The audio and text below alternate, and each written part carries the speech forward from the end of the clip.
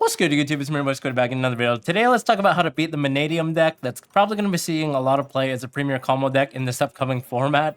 It has a lot of different plays, and they're able to immerse a bunch of different engines, so things like the Scareclaw, the Mannadium, the Kashtira, so on and so forth. Basically, every planet. They can even play some tier cards like Pearl Rhino as well. So, to start, let's talk about Ash Blossom Joy Spring. What should you ash against this deck?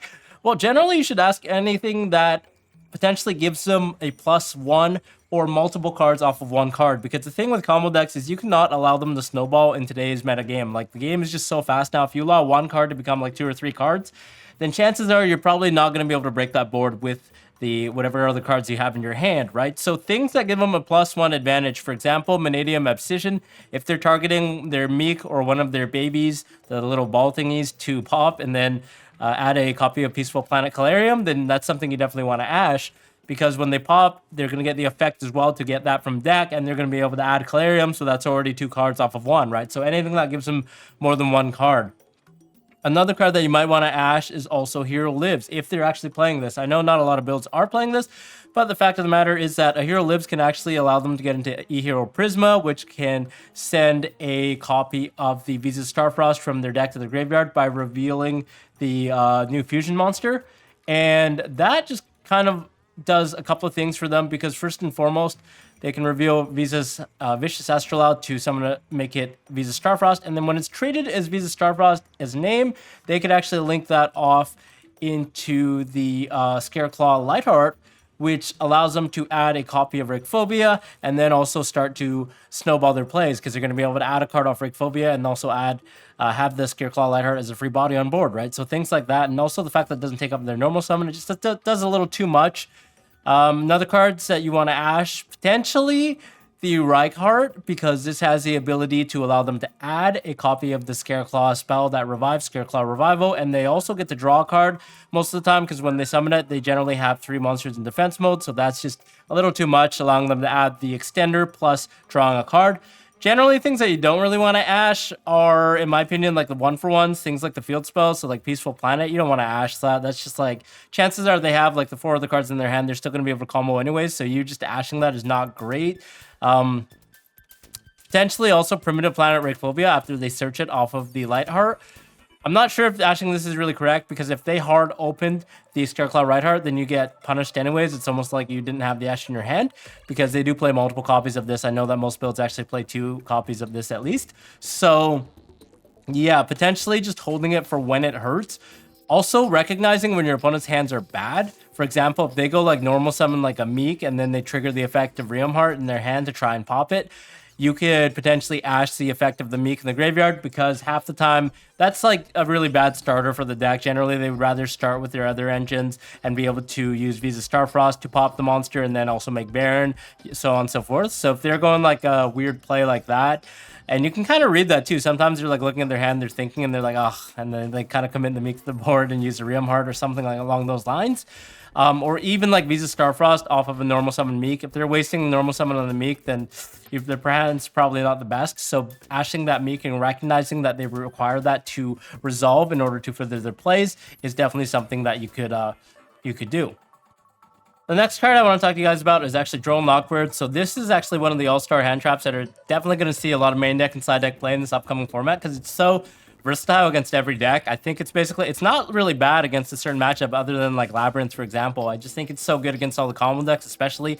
You should obviously do this on the first add that they do. Even if they use the field spell Calarium or something to add nowadays, you can still draw that, because of the fact that Psi frames are gone, so there's no more Gamma. You're not really going to get punished. The only thing you can really get punished by is Triple Tactics Talent, just ripping a card out of your hand, but that doesn't leave in any excuse to DROLL Knockbird, so I would still definitely draw as the first action if you can. If you open multiple hand traps, like, depends on what their combo is, but generally you want to draw first, just in case they have the Triple Tactics Talent, and then that way they aren't able to rip your DROLL Knockbird away. For example, if you ask before you drolled and they rip away the droll, you're kind of weaker, because Ash only does 1-for-1, whereas DROLL Knockbird is a lingering effect for the rest of the turn, right? So this is the type of blanket effect that we want to prioritize.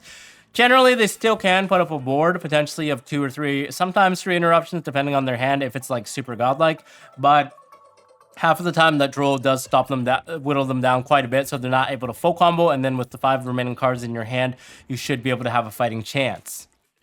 Nibiru is also okay against this deck as long as you're able to pair it with another hand trap. Generally, they have Baron the Fleur on the field because Visa's Starfrost is actually a level 6 tuner, and in tandem with any of their level 4s, so like the Mannadium Rimheart or the Scareclaw Rightheart, they're really easily able to access the Baron the Fleur, which negates the Nibiru. So having Nibiru paired with something else is awesome. For example, if you have like an effect failure or an impermanence, something to bait out the Baron, then that's where Nibiru really comes in handy. However, if you only open Nibiru as a hand trap that you can use, it's not the end of the world because you're still trading it as a 1-for-1 against Baron. So on your turn, potentially any other board breakers or engines that you want to push past, you're going to be able to do it without Baron in the way, right? So it's not like the worst card in the world only if you only happen to draw it on its own. But I would definitely only side it if you are playing other cards to pair it with. It makes no sense to actually just side Nibiru as your only hand trap and then just get blown out by Baron every time, right? So it's always good to pair this if you're playing other hand traps like Ash, Valor, Imperm, stuff like that, that allows you to have the chance of gaining massive advantage off of the Nibiru.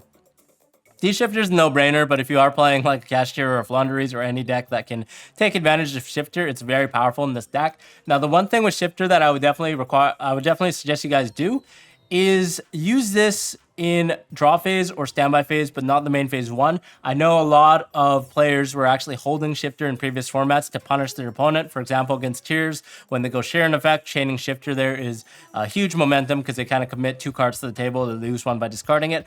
However, nowadays a lot of decks are playing Triple Tactics Talent, Triple Tactics Thrust, so it doesn't make any sense for you to use this in main phase and just get punished by a Tactics that rips your hand, or a Thrust into Tactics which becomes live because you use something in main phase 1, right? So it's generally always better to use this on standby phase or draw phase. It's not like this is going to change anything. Okay, maybe they might not commit an extra card to the board, they're just passing, but that's good for us because we're probably going to win anyways on the crackback with Shifter in play. So it's better to guarantee that this Shifter is gaining us the maximum chances of winning as opposed to losing by dropping it in main phase and getting punished by Tactics that might have been the only card that potentially could have kept them in the game. For example, if you only had 1 engine card in your hand and they go ahead and Tactics Talent and rip it out of your hand, then you're kind of out of luck, right? So definitely try to use this in the draw phase or the standby phase immediately after your opponent draws a card.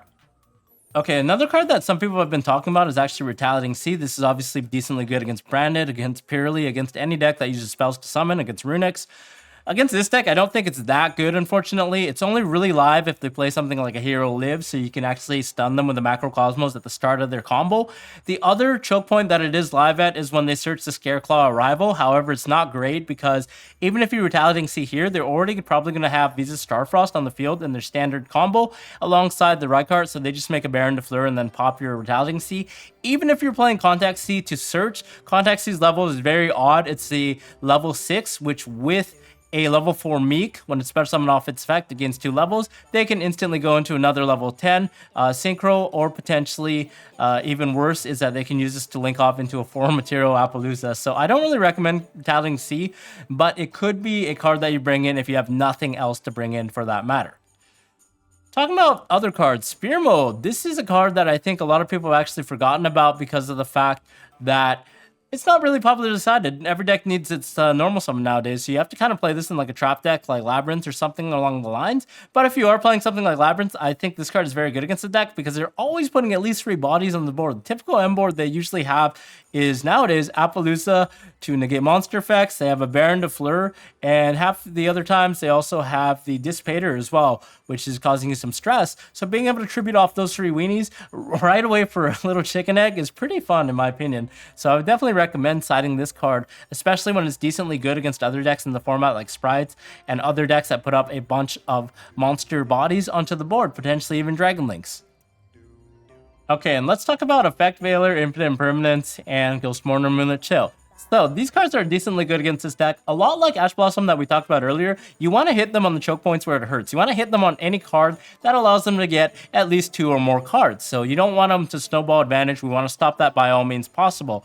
And one of the biggest defenders, actually a new card from Dune, is Visa's Amritara. What this card does is when he's synchro summoned, you can add 1 Spiral Trap that mentions Visa's Starfrost from your deck to your hand. So 9 times out of 10, they're probably going to add something like a Peaceful Planet Calarium or one of the other planets. There are actually a bunch of Spiral Trap cards that actually mention Visa's Starfrost. There's also Mannadium Reframing, which is the searchable Solemn Judgment. So being able to stop them from getting that is good.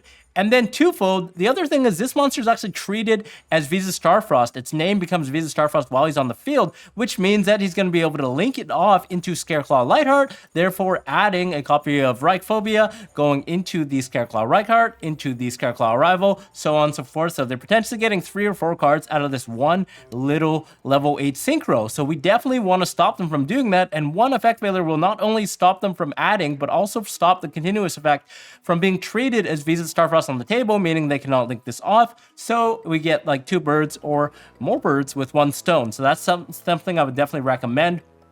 The other thing that we previously talked about is actually hitting the monsters in tandem with the Nibiru. So if they have like a Baron de Fleur on the table, we definitely want to hit that and then nib them right after. So that's something we can consider as well. Unfortunately, it's a little awkward sometimes if they're going into Visa Starfrost and we have Nib and Veiler. We have to debate, do we want to Veiler this or do we want to hold the Nib and then use it at the end of the combo in tandem with Veiler? It really depends on your hand, but generally you don't want to get too greedy. If they are going to Visa Samantara and they don't have a lot of cards, they've already committed a couple of cards, I would just Veiler that right away and then hold the Nib for just before they get to the Baron. So it depends on what they're playing. Some decks are also playing Revolution Synchron. So one card that you could definitely hit is Ancient Fairy Dragon because of the fact that this allows them to pop their active field spell to add another copy of a field spell, and then they have the other effect to summon a level 4 extender from their hand. So we definitely want to get rid of this by all means possible, especially because of the fact that they can actually summon out the Crystal Wing Synchro Dragon if we're not too careful, and then our Veiler becomes basically a dud in our hand, right? So recognizing cards that allow them to get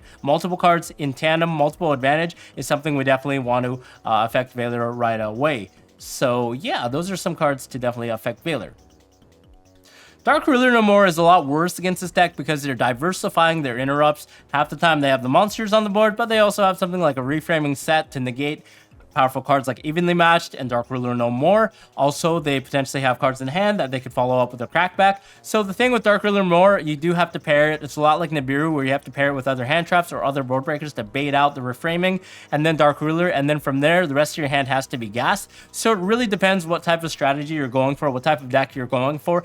If your deck is already playing a lot of hand traps, I would instead recommend and encourage you guys to play more hand traps dedicated towards this deck as opposed to adding Dark Ruler, because hand traps and Dark Ruler aren't always the best. A lot of times you do stop them halfway with the hand traps that you have. They still put up some negates, and then you try to Dark Ruler, and sometimes it's not enough because they have like reframing set still, or they have half of a board cards in hand. Whereas if you had 2 hand traps instead of Dark Ruler plus a hand trap, you might have been able to wipe out their entire board on their turn, and then on your turn you could just play, and they might not even have gotten access to reframing, right? So that's something to consider. But if you are playing a lot of board breakers, then Dark Ruler could definitely be something that pairs with other board breakers. Triple Tactics Talent is another board breaker that I actually quite like. In fact, I almost like it a little better than Dark Ruler No More because it has a lot of diversity against the other matchups.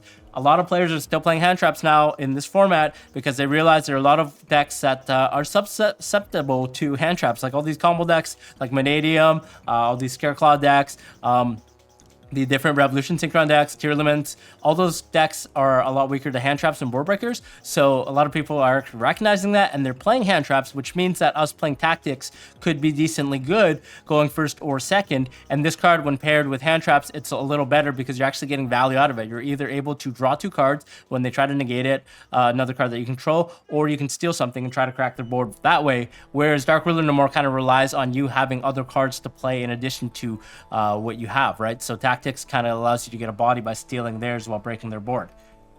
Book of Moon is decently good, especially if you're main decking this right now, because it's good against a lot of other matchups. Against Purely, you can use it in response to the Purely Leap, so then they cannot special summon. And then against this deck specifically going first, it's decently good because you're able to hit a lot of cards at their critical choke points. So Book of Mooning and Visa Starfrost decently good because it prevents them from synchroing off. Book of Mooning potentially even a Realm Heart if you recognize that they do have a Revolution Synchron in their deck and currently in their hand.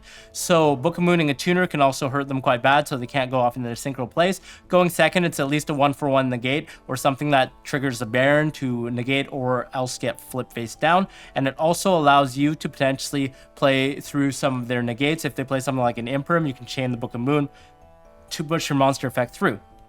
The last card I'm talking about is Evenly Matched. So a lot like Dark Ruler, this is, I think, a lot better when you do have other board breakers to pair it with. I'm not sure this is the greatest card to play with hand traps right now just because they do have reframing. So reframing is always going to be able to stop the Evenly Matched. And it's going to feel really bad when you skip your battle phase, because nowadays a battle phase is especially important in this game, especially when cards like Zeus exist, especially when we're able to bait out a lot of interrupts, especially when cards like Fenrir allow us to banish stuff. So we don't really want to skip our battle phase lightly, right? This has to be paired against other cards, and generally this Evenly Matched would better resolve if we're skipping our battle phase if we want to win the duel. So you better pair it with something like a Dark Ruler no more, or potentially anything else to bait out the Mannadium reframing. Also, Baron being able to negate the Evenly Matched hurts a little more than Dark Ruler, whereas Dark Ruler they can't respond with monster effects. So just keeping that in mind, that you will be offering up your battle phase, so make sure that Evenly Matched is paired with something to make sure that ensure that your battle phase being skipped is worth it. So yeah, that's about all I had for the video. If you guys have any other tips and tricks on how we can beat this abomination of a combo pile deck, definitely let us know below in the comments. Other than that, subscribe for more, and we'll see you in the next video. Bye-bye.